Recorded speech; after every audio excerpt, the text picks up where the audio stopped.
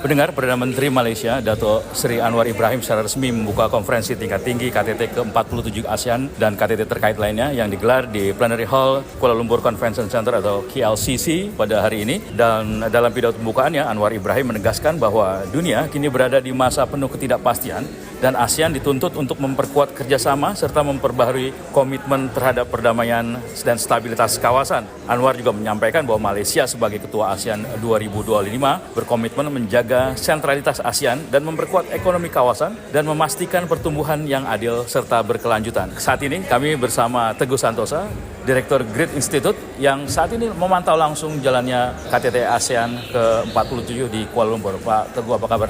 Kabar baik, Mas Aryo. Ya, bagaimana? Apa yang bisa dicerahkan kepada masyarakat semua ya berkaitan dengan KTT ini? Ya, kalau saya lihat KTT ke-47 ini luar biasa ya. Yang pertama kita melihat kehadiran Donald Trump. Kemudian kita juga melihat kehadiran Presiden Afrika Selatan dan juga Presiden Brazil Lula yang dua-duanya baru dari Indonesia ya.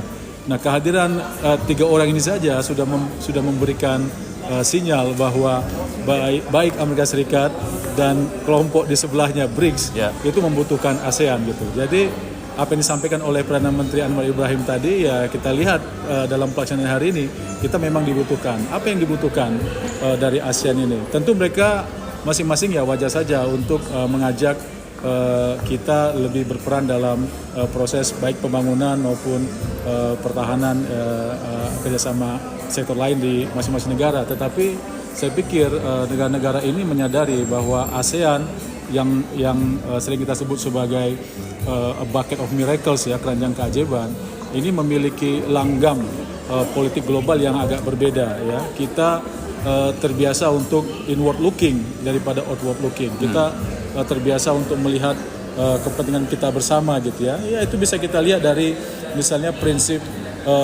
tidak mengintervensi, juga prinsip keputusan harus diambil bulat secara bersama-sama gitu ya.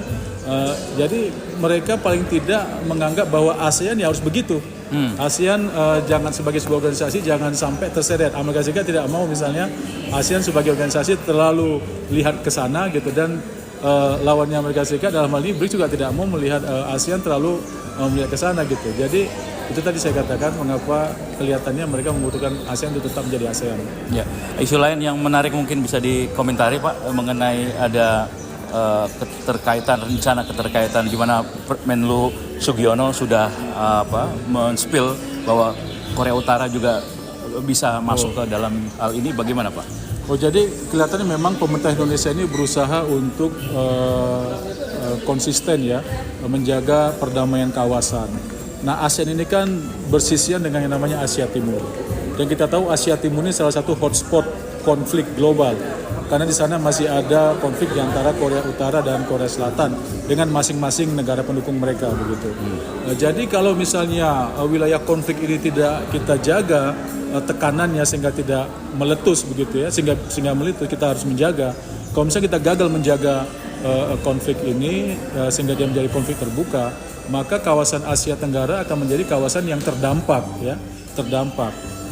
Nah, Presiden Prabowo melalui Menlu Sugiono saya yakin memikirkan soal itu, bagaimana agar ketegangan di semenanjung Korea atau di kawasan Asia Timur ini tidak merebak menjadi konflik terbuka.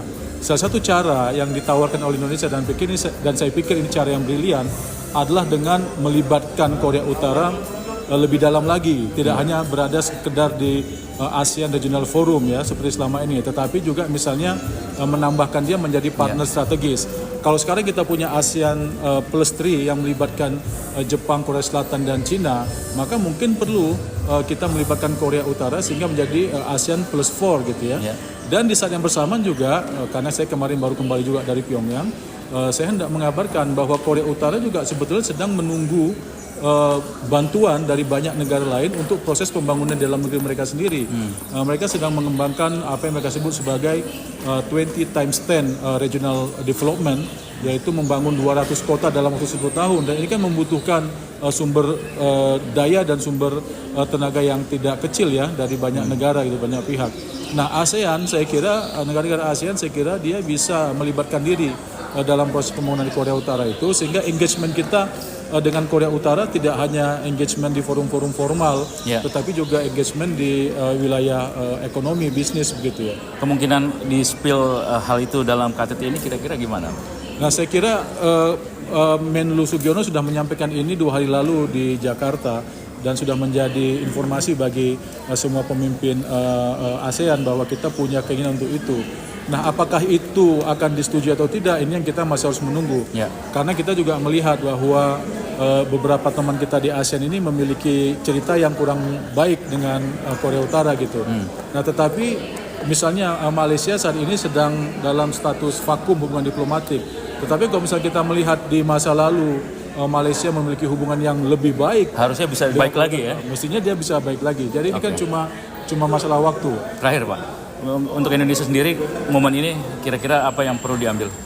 Momen ini sejalan dengan kebijakan luar negeri Presiden Prabowo yang ingin menempatkan Indonesia kembali di tengah arus besar perubahan dunia ya. Dan saya kira kehadiran Presiden Prabowo saat ini juga menjadi kelanjutan dari kehadiran dia di banyak forum global lainnya, dan sejalan dengan kebijakan Presiden Prabowo untuk menciptakan sebanyak mungkin teman dan di saat yang bersamaan tidak bermusuhan dengan negara manapun. Baik, terima kasih Pak Teguh Santoso atas waktunya. Terima kasih Mas Aryo. Kita pantau lagi KTT kita yang saat ini masih berlangsung di KLCC ya. Siap Mas Terima Aryo. kasih. Salam Selamat buat pendengar El Sinta. Selamat siang. Mendengar demikian tadi Teguh Santoso, Direktur Grid Institute yang saya temui di sela-sela kegiatan KTT ke-47 di KLCC Kuala Lumpur, Malaysia. Haryadi Slamaji melaporkan langsung dari Kuala Lumpur, Malaysia, kembali ke studio.